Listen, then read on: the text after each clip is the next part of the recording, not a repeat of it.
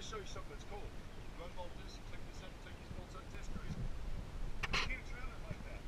Oh no, you'll be taking shit out. But the lights, you know, I try to do. They're all commercial. Yeah, it's pretty commercial.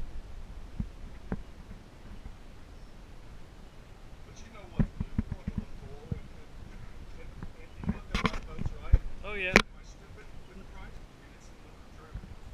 Big Ivy. It's not brand new, but I mean, it's just depends on what somebody wants. You know, I don't want to sell it for 17. You know what I'm saying? Yeah, no, I hear you. I'll just use your question and stick them on. You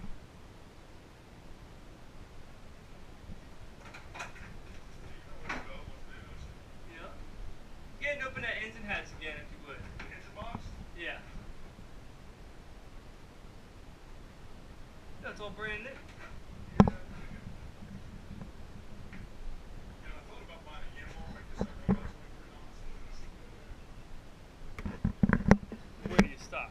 You know what I mean? Yeah, and it's, you know, how do you buy a 50-foot boat for $75,000? Oh, you Big old tub. wouldn't believe some of the motor yachts you see for sale.